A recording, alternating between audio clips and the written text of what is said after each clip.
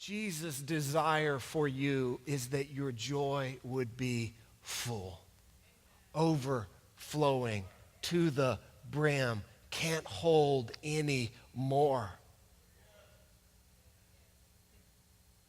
The same with love, the same with peace. He spoke these things to us so that we might have joy, that the Father would be glorified.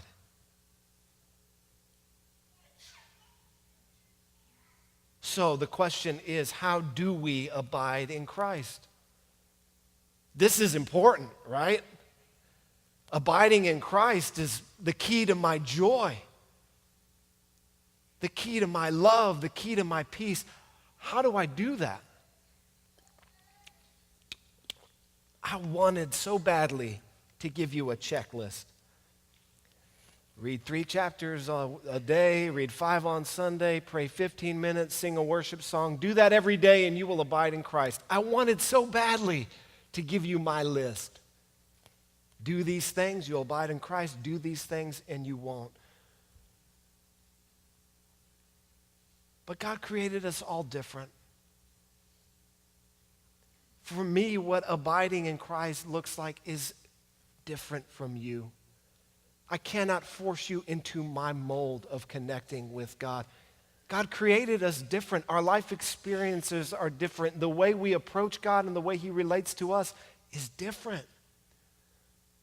So I can't say you got to read these 3 chapters and if you do that, you'll be abiding in Christ, because the truth is you could do it and not abide in Christ. You could check every single box on my list and not be abiding in Christ. Only you know the truth in your heart of whether you are truly abiding in Christ or not. My way might not be your way.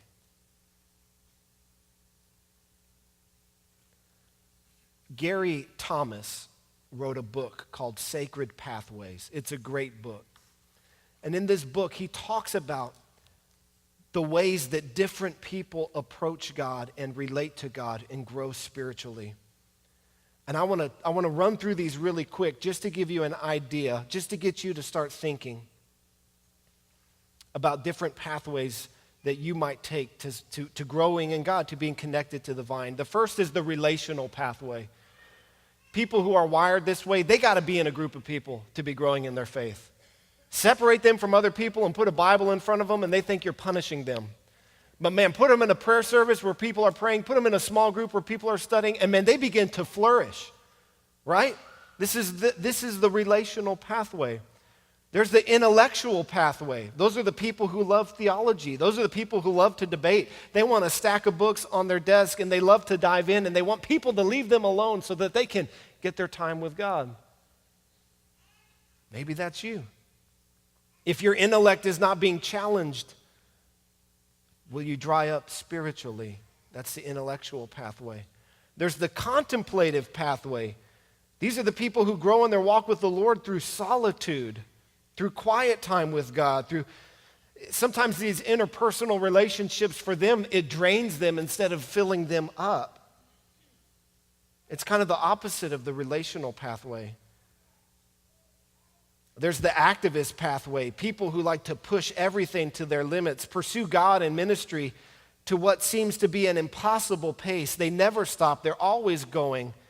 They feel closest to God when they've given every single last drop of energy that they've got. Many of our missionaries fall into this category. They couldn't just sit here in church. They got to go do something. They got to go tell people. They got to be out there in a village 3 times a day, every single day, preaching in a different church because they're the activists. That's how they're close to God. There's the creation pathway, people who grow best and relate to God most closely when they're surrounded by nature.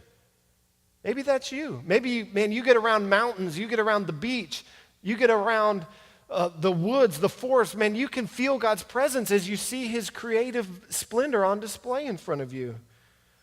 Maybe you're part of the worship pathway, where you come alive in times of corporate and private worship. You break a sweat during worship, but then you take a 30-minute bathroom break when the message starts. Maybe that's you. If that is you, you probably didn't hear this because you're still out there getting your bathroom break. You come alive, you grow through times of worship. The point is, identify your pathway. Learn it. When am I closest to God? Learn it and then pursue it and lean into it and make time for it. So that you can be connected to the vine, so that you can be abiding. My way might not be the best way for you. Man, I love to lock myself in my office with my Bible and everybody leave me alone and it's just me and God and it's solitude and it's studying. That's how I connect to God.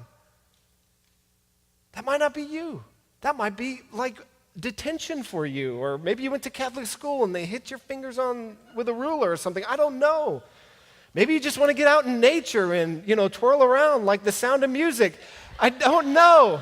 If that's you and that's how you do it, then do it. Abide in the vine, draw close to the Lord so that he can bear his fruit in your life.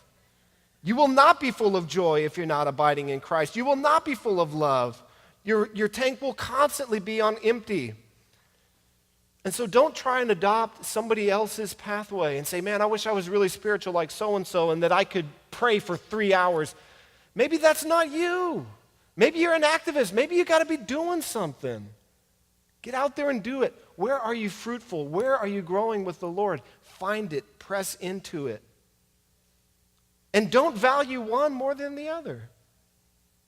Don't put somebody on a huge spiritual pedestal because they have a different pathway than you.